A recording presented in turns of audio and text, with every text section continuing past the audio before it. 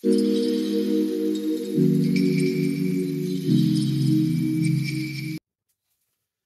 শিক্ষার্থী বন্ধুরা, আমি রাশিবিজ্ঞানের তৃতীয় ক্লাস ভূইষ্ঠক বা মোড নিয়ে এসেছি। দেখো, আজকের ক্লাস আরো ভালো লাগবে এবং এগুলি করার পর তোমাদের কাছ থেকে যদি কিছু রেসপন্স পাই, তাহলে আমি একটি জেনারেল ক্লাস মানে মিন, মিডিয়ান, মোড, গড়, মধ্যমা এবং ভূইষ্ঠকের উপরে একটি সাধারণ ক্লাস নিব, যাতে আরো কয়েকটি অবজেক্টিভ কোশ্চেন থাকবে। ঠিক আছে, তাহলে এখন শুরু করছি। ভূইষ্ঠক বা মোড। ভূইষ্ঠক কাকে বলে? যেমন মধ্যমার যেমন সংজ্ঞা দিলাম, তেমনি কতগুলি যদি তথ্য থাকে, সেই তথ্যের মধ্যে দেখা যাবে যে কতগুলি তথ্য একই রকমের এবং সেগুলির মধ্যে যার সংখ্যাটি সব থেকে বেশি, সেটি ভূইষ্ঠক বা সংখ্যাগুরু মান। সেক্ষেত্রে একটি তথ্যের ভূইষ্ঠক একটি, দুটি বা তার বেশি হতে পারে। আমরা অঙ্কের সাহায্যে সেগুলো দেখাবো। ঠিক আছে, তাহলে দেখো এবারে 1 নম্বর প্রশ্ন।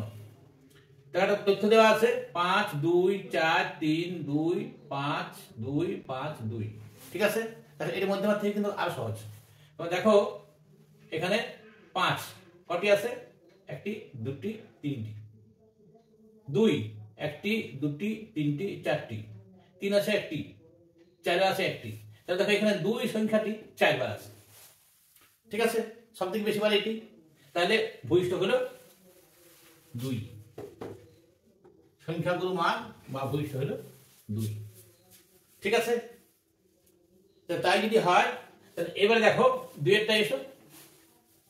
2 এরটায় ওই সংখ্যাগুলি 2 একটি আমি কম বেশি করে দিয়েছি।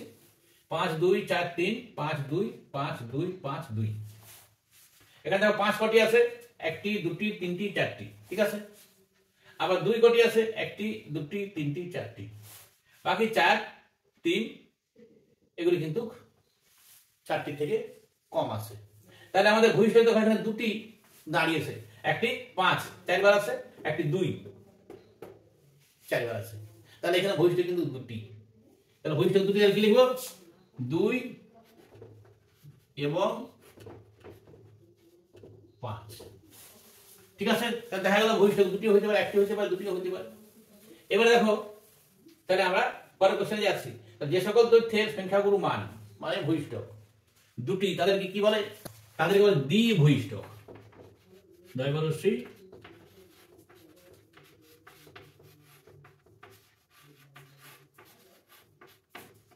ঠিক আছে, যে সকল তথ্যের সংখ্যাগুরু মান অনেকগুলি, তাদেরকে কি বলবেন? 2 এর বেশি, 3টি, 4টি, 5টি, হ্যাঁ, তাদেরকে বলা হবে বহু ভূইষ্ঠক। ঠিক আছে, বহু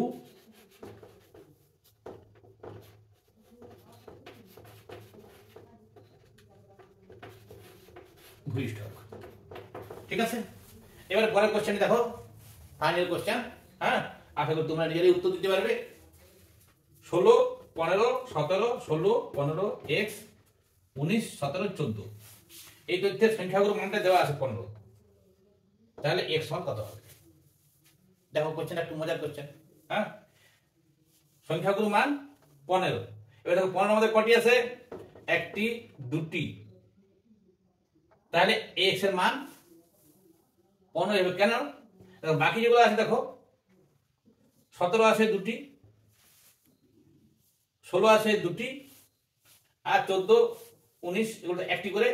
সুতরাং 15 এবং 17 হওয়ার সম্ভাবনা, যেহেতু আমাদের বলা আছে সংখ্যাগুরু মান 15, সুতরাং 15 সংখ্যাটাই বেশি হবে। অর্থাৎ 15 সংখ্যা বেশি হতে হলে একটি, দুটি আছে, 17 আছে সেখানে দুটি, তাহলে x তো 15 হবে। তাহলে অতএব x সমান 15। আশা করি তোমরা বুঝতে পেরেছো। তাহলে আমি আবার রাশিবিজ্ঞানের ক্লাস অবজেক্টিভ পোর্শনের জন্য ক্লাস এখানে রাখছি। এরপর তোমাদের রেসপন্সের অপেক্ষায় রইলাম।